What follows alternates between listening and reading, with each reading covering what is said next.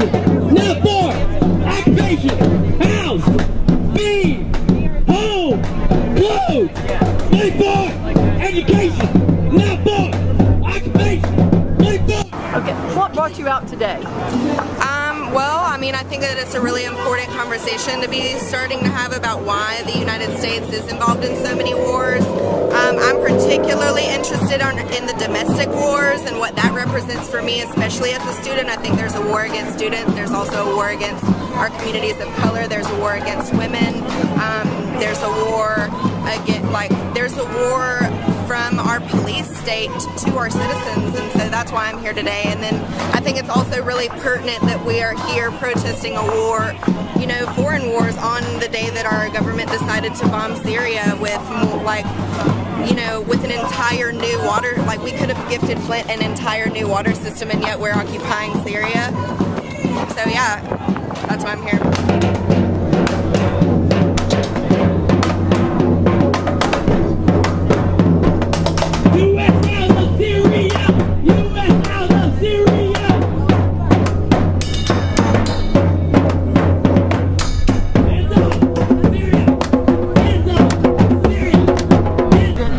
What are you doing out here today?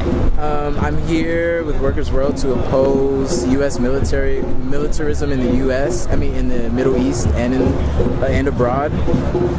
And the U.S. just dropped multiple missiles on Syria last night, and I'm here to oppose that and to let it be known that I do not stand for that at all. And so yeah, that's pretty much what I'm here for. What would you say to other people your age? I would say that you should come out and support you should come out and be anti-imperialist, because the struggles abroad connects to the struggles at home. So while the police are killing black and brown youth in the streets, they're also killing the same type of people abroad. People that look just like you, and I think you should show solidarity with the people being murdered with the missiles and the drone strikes and the proxy wars that the U.S. is raging against sovereign countries. Thank you. No problem. U.S. out of Syria! U.S. out of Syria!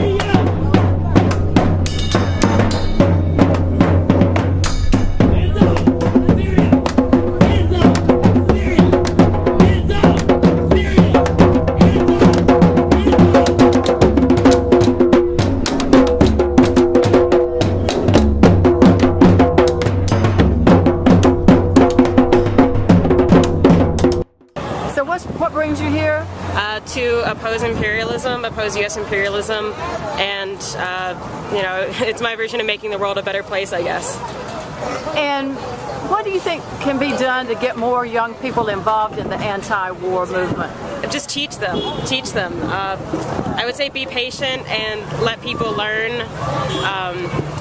Let people, discover things, because I didn't know. I just fell down this rabbit hole, and now I've realized so many things that they don't teach me in school. I didn't learn any of this from school. I had to figure it out on my own. And to have people to guide me and show me the truth was crucial in discovering what I have, discovering.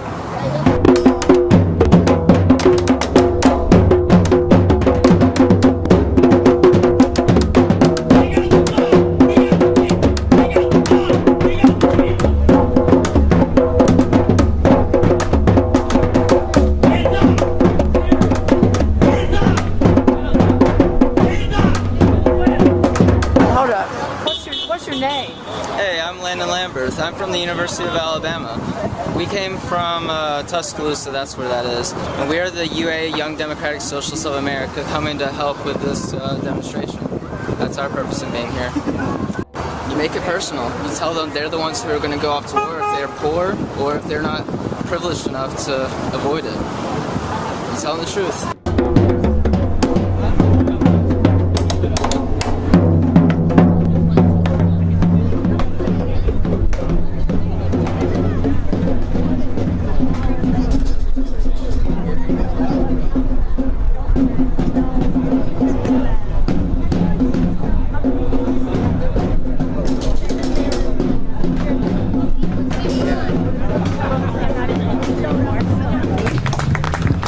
Blessed are the peacemakers. And you all are blessed today. My name is Dawn O'Neill, and I am from Black Lives Matter Atlanta, national chapter, and I'm a leader in the Southern Regional Black Lives Matter. 50 years ago, in a speech that Dr. King made, he said that America is the greatest purveyor of violence in the world, and that the three evils that we had to face were racism, poverty, and militarism. It's a shame that now, 50 years later, America is still the greatest purveyor of violence in the world. And we are still fighting racism, militarism, and poverty. I recently was able to go to the Lorraine Hotel with Diane. We went down for the commemoration of Dr. King's assassination. And walking through the Lorraine Hotel, I realized that this fight keeps going on. See, I saw my grandfather's fight back in the 20s and 30s when they were protesting the lynching of black men in America. And if Grandpa was here today, I would say that the lynching of black men is now legalized in this country. As I walked a little bit further through the Lorraine Hotel, I saw signs that my parents carried in the 50s and 60s. Signs that were against poverty, against racism, and against militarism. And if my father was here today, I would have to say, we are still in the streets screaming 15 in a union. We are still in the streets screaming from the river to the sea, Palestine will be free. We are still in the streets daily reminding them that Black Lives Matter. Not much has changed in 50 years. But how can we talk about the evils here in America and not in Atlanta and in New York and in Chicago, and not talk about the injustices in Palestine and Syria? How can we speak about the apartheid playing out right now in Palestine? The Jim Crow playing out from Africa, from South Africa, and not talk about it happening in Palestine today? How can we talk about what's going on in the inner cities, when America is still the greatest purveyor of violence? The same system of oppression and injustice under white supremacy there is the same system of oppression and white supremacy here.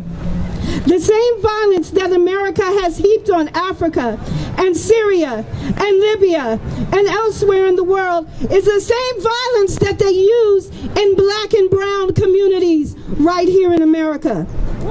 Someone tell me how the gentrification in the inner cities, with families being pushed out of their homes, is not the same as people across the world who have been pushed off of their native lands. Tell me, why is there a project right here in Atlanta called Gilly? Who knows about Gilly? Where they take police officers from Atlanta and they send them over to the Middle East to train, to come back into black and brown communities and murder us. This has to be stopped. This is violence. It's state-sanctioned violence. U.S. bombs have maimed and killed men and women and children for years around the world to push colonialism and imperialism. The U.S. needs to take their hands off of Syria. The U.S. needs to take their hands off of Venezuela. Just like the U.S. needs to take their hands off of black youth in the inner city. They can spend millions and billions of dollars to build up the military military. But you mean to tell me they can't fix the water in Flint? Damn right. It's violence. It's state-sanctioned violence. And so here we are, the peacemakers, and we have to fight. We have to stand up against colonialism. We have to stand up against imperialism.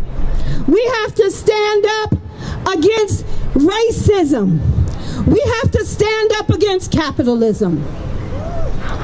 If you're not in this fight, I'm here to remind you today that we have to fight. I'm here to remind you today that in the words of Assata Shakur, it is our duty to fight for our freedom. It is our duty to win. It is our duty to We must love each other and support each other. We must love each other and support each other. We have nothing to lose but our chains. Nothing to lose but our chains. U.S. forces are invading, occupying, supporting occupations, supporting invasions all around the globe.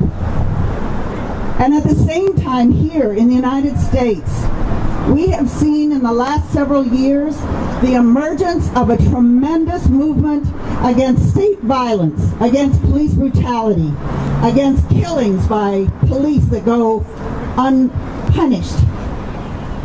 We have seen the rise of immigrants who have taken to the streets to push for their human rights in this country, the country that for many reasons, many of them came here seeking safety. We have seen the rise of workers, how incredibly tremendous the teachers in so many states rising up, not against just low wages and poverty conditions for teachers, but demanding that public schools be fully funded, that children of every state in this country get the full advantage of a quality education. We have seen trans people taking to the streets after numerous murders. And we have seen so many organizations, local and national organizations, take up the cause of Palestine.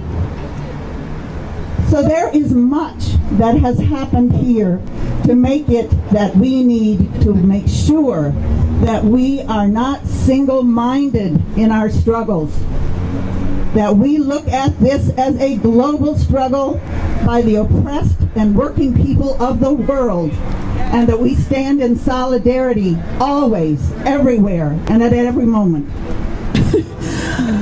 Georgia Peace and Justice Coalition for, I want to say, I don't know, somebody tell me how many years, has been doing a visibility anti-war demonstration every Wednesday. It has moved around the city. Currently, it is Wednesday at the corner of Moreland and Briarcliff. 2003, 15 years. One of the things about the struggle is that you absolutely have to be in it for the long haul. And we want to thank everyone who has ever participated in those visibilities and all the demonstrations and actions that the Georgia Peace and Justice Coalition has done since we started right after the invasion of Afghanistan. That's how long this coalition has been together. Again, I want to thank everybody who took time out today. I want to encourage you to pay attention to the news. While it has been said that this was a one-shot assault with over 100 cruise and Tomahawk missiles at a cost of I don't even know how many hundreds and hundreds and hundreds of thousands of dollars, it is clear that the Trump administration, the Pentagon, the big oil corporations have in mind the total subjugation of Syria, but not just Syria, the whole of that part of the world. It is where the oil is, and it is where the oil gets transferred through to the ports. And this makes it a key target of U.S. imperialism. Money for education, not for occupation. Money for education, not for occupation. Money for education, not for occupation. House.